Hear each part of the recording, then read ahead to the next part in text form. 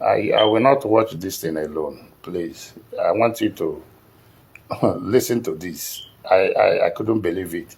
Please listen to this. Pay attention to it. Thank you. Are Nigerians parasites? In almost every country on earth, there is a Nigerian prisoner. However, no one wants to go to Nigeria. Moving abroad is the top 5 career categories in Nigeria. They have ruined their country so terribly that it has become uninhabitable. Police stations look like pigsties, whilst government buildings look like building sites. Corruption in Nigeria is no longer frowned upon. Instead, it is praised. Criminality is celebrated in every echelon of society. The people themselves do not elect decent Nigerians, they elect criminals. You know a country celebrates corruption and crime when it is 99% corrupt, but never has any top government official ever been convicted and imprisoned. In Nigeria, communication is conducted through screaming, hand gestures, and sometimes the fist way. You'd see diplomats, police, and military men fighting in public. Tens of thousands of fist fights should be recorded in Nigeria every day. Every building has a generator, some with up to 10, all running at the same time, forging a megapoly of noise of epic proportions. Nigerian motorists communicate with their horns. An average Nigerian motorist beeps their horn 100 times per day. Imagine the noise pollution. In Nigeria, the pastor is corrupt, the doctor is corrupt, the engineer, the teacher, the professor, the custom officials, the police, the passport official, the teller, the banker, the ministers, the president, and everyone is corrupt. I'm not sure you understood. I will elaborate.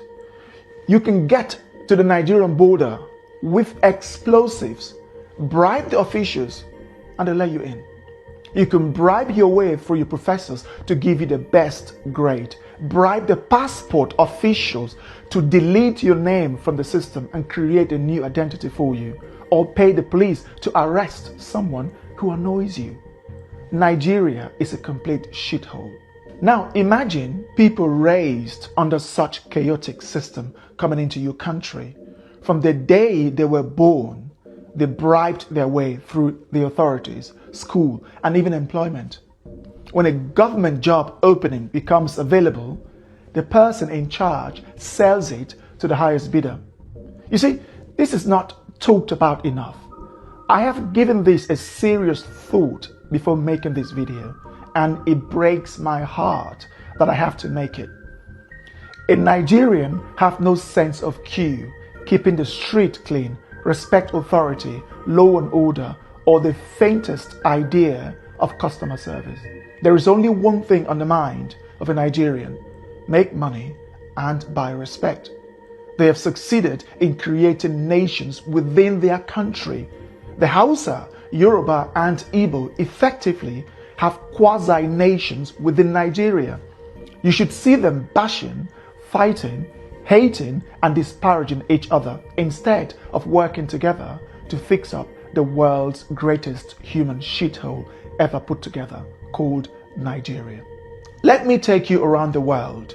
There are Nigerian prisoners in South Africa, Namibia, Botswana, Kenya, Angola, Gabon, Cameroon, Ghana, Cote d'Ivoire, Senegal, Indonesia, the UAE, Qatar, Pakistan, India, Thailand, Malaysia, Singapore, Vietnam, China, Hong Kong, Japan, South Korea, Russia, Ukraine, Poland, Germany, Italy, Switzerland, Norway, the Netherlands, Spain, Canada, the USA, Colombia, Brazil, and even countries as poor as Chad, Congo, and Mali. Their conviction typically surrounds around drug trafficking, pimping or pandering, 419 fraud, which includes dating scams, credit card fraud, and other fraudulent activities.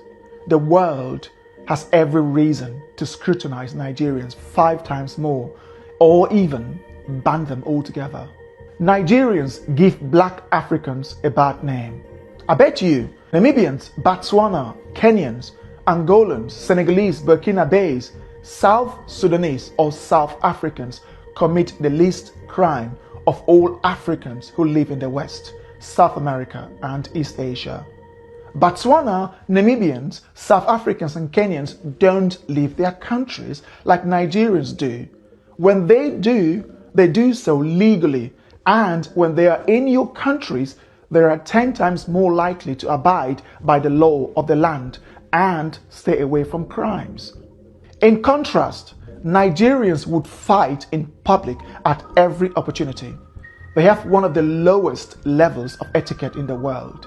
7 out of 10 Nigerians have been involved in public fighting in their lives, as this is our Nigerian way of resolving dispute.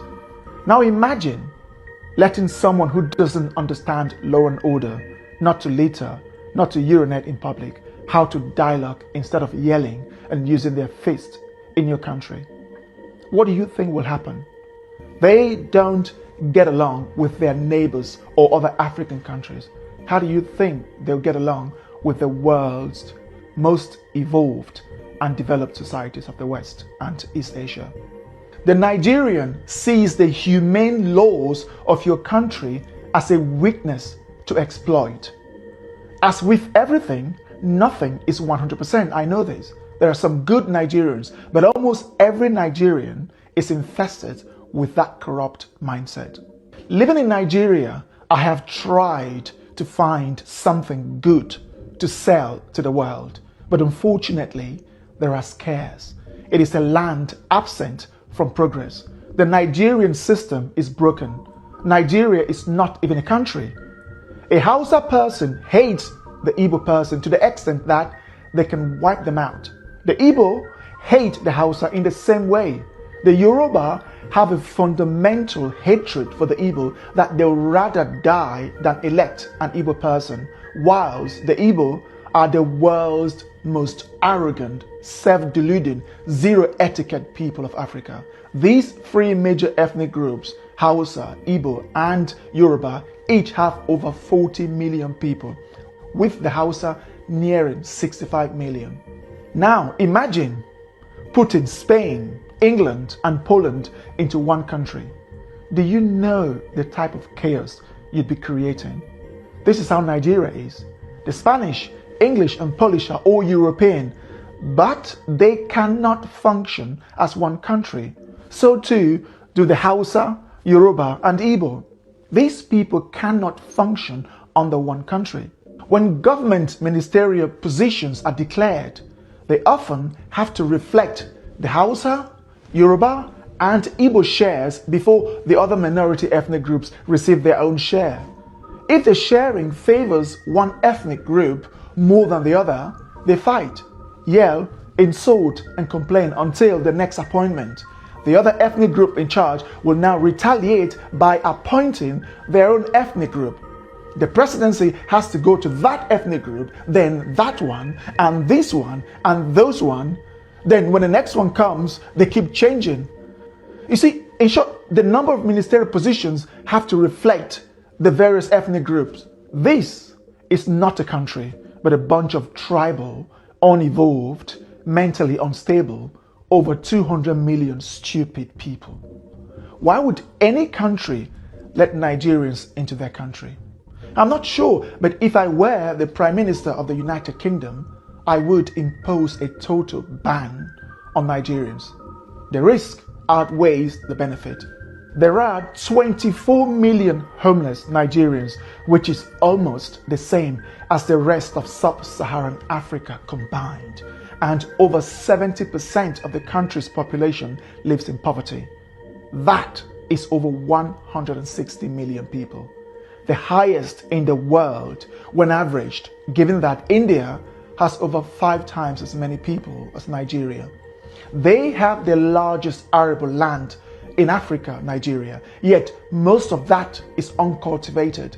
Their weather is characterized by abundant sunshine during the dry season and ample rainfall during the raining season.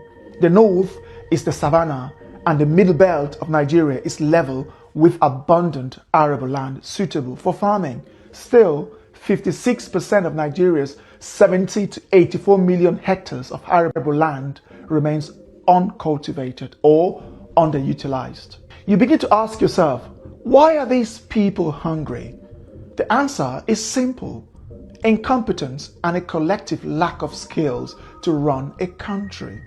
Nothing in Nigeria is properly managed, from the police to the immigration services, customs to the airport, traffic to the road network, schools to the national grid, and from the people to their own very homes. Nigeria is a chaotic society where people exhibit some of the lowest levels of etiquette and quality known to man. And most of these people are looking for ways to obtain visas to the various developed and semi-developed countries so that they can bring that chaotic upbringing from Nigeria to the world. I have tried to find a better way to euphemize this video. Still, after months of procrastinating, I couldn't find a better way to organize my words, but to say it as it is. If you are a Nigerian watching with the slightest ounce of honesty, you'd agree with me. We have earned the badge of honor of being amongst the worst in the world. Poverty isn't why Nigerians are dishonest, criminal-minded, corrupt, and everything else. Nepal is a poor country.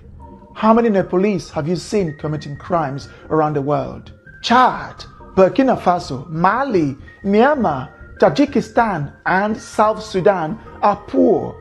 You can't see them going around the world committing crimes.